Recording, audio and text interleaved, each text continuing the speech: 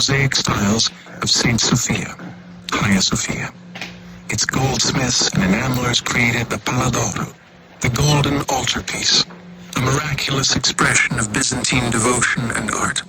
The whiff of spices on the quays of Venice had been carried 1,000 miles from the godowns of the Golden Horn.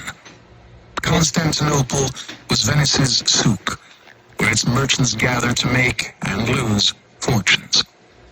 As loyal subjects of the emperor, the right to trade in his lands was always their most precious possession.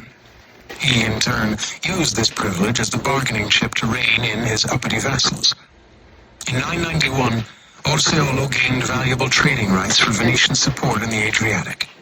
25 years later, they were tensely withdrawn again in a spat. Differing attitudes to commerce marked a sharp dividing line. From early on, the amoral trading mentality of the Venetians, the assumed right to buy and sell anything to anyone, shocked the pious Byzantines. Around 820, the emperor complained bitterly about Venetian cargoes of war materials, timber, metal, and slaves, to his enemy, the Sultan in Cairo.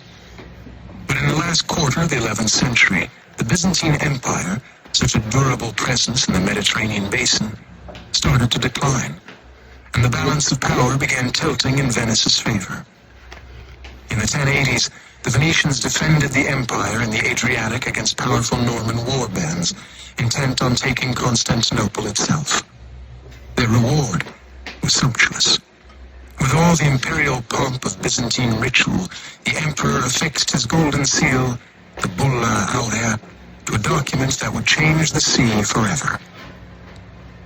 He granted the city's merchants the rights to trade freely, exempt from tax, throughout his realms. A large number of cities and ports were specified by name: Athens and Salonika, Thebes and Antioch and Ephesus, the islands of Chios and Euboea, key harbors along the coasts of southern Greece such as Modon and Coron, invaluable staging posts for Venetian galleys, but above all, Constantinople itself.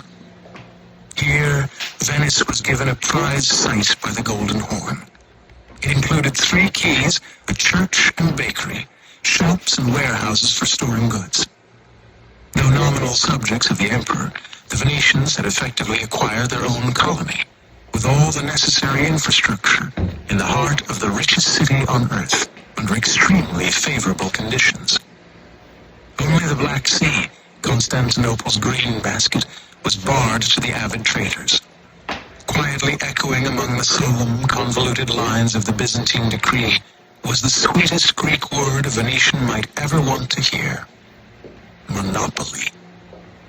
Venice's jostling rivals in maritime trade, Genoa, Pisa, and Amalfi, were now put at such disadvantage that their presence in Constantinople was almost futile. The Golden Bull of 1082 was the golden key that opened up the treasure house of Eastern trade for Venice. Its merchants flocked to Constantinople. Others started to permeate the small ports and harbors of the eastern seaboard. By the second half of the 12th century, Venetian merchants were visible everywhere in the eastern Mediterranean. Their colony in Constantinople grew to around 12,000, and decade by decade, the trade of Byzantium imperceptibly passed into their hands. They not only funneled goods back to an avid market in continental Europe, they acted as intermediaries, restlessly shuttling back and forth across the ports of the Levant, buying and selling. Their ships triangulated the eastern seas, shipping olive oil from Greece to Constantinople, buying linen in Alexandria and selling it to the Crusader states via Acre, touching Crete and Cyprus, Smyrna and Salonika.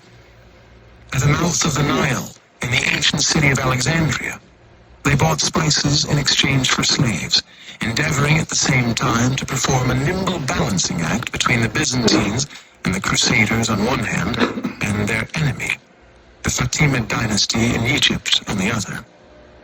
With each passing decade, Venice was sinking its tentacles deeper into the trading posts of the East. Its wealth saw the rise of a new class of rich merchants. Many of the great families of Venetian history began their ascent to prominence during the boom years of the 12th century. The period heralded the start of commercial dominance. With this wealth, came arrogance and resentment. They came, said a Byzantine chronicler, in swarms and tribes, exchanging their city for Constantinople, whence they spread out across the empire. The tone of these remarks speaks a familiar language of xenophobia and economic fear of the immigrant. The upstart Italians, with their hats and their beardless faces, stood out sharply, both in manner and appearance, in the city streets. The charges leveled against the Venetians were many. They acted like citizens of a foreign power, rather than loyal subjects of the empire. They were fanning out from their allotted quarter and were buying properties across the city. They cohabitated with or married Greek women and led them away from the Orthodox faith. They stole the relics of saints. They were wealthy, arrogant, unruly, boorish, out of control. Morally dissolute, vulgar, untrustworthy, with all the gross characteristics of seafaring people, spluttered another Byzantine writer. A bishop of Salonika called them marsh frogs. The Venetians were becoming increasingly unpopular in the Byzantine Empire, and they seemed to be everywhere. In the larger geopolitics of the 12th century, the relationship between the Byzantines and their errant subjects was marked by ever more violent oscillations between the poles of love and hate. The Venetians were insufferable, but indispensable. The Byzantines, who complacently still saw themselves as the center of the world, and for whom land ownership was more glorious than vulgar commerce, had given away their trade to the lagoon dwellers and allowed their navy to decline. They became increasingly dependent on Venice for maritime defense. The imperial policy toward the pushy foreigners veered erratically. The emperor's one throttle on them was control of trading rights. Repeated attempts were made over a century to loosen Venice's hold on the Byzantine economy by playing the Republic off against its commercial rivals, Pisa and Genoa. In 1111, the Pisans were also granted trading rights in Constantinople. 45 years later, the Genoese were similarly admitted. Each was awarded tax breaks, a commercial quarter, and landing stages in Constantinople. The city was a crucible for fierce rivalry between the Italian republics that would, in time, flare into full-scale trade wars.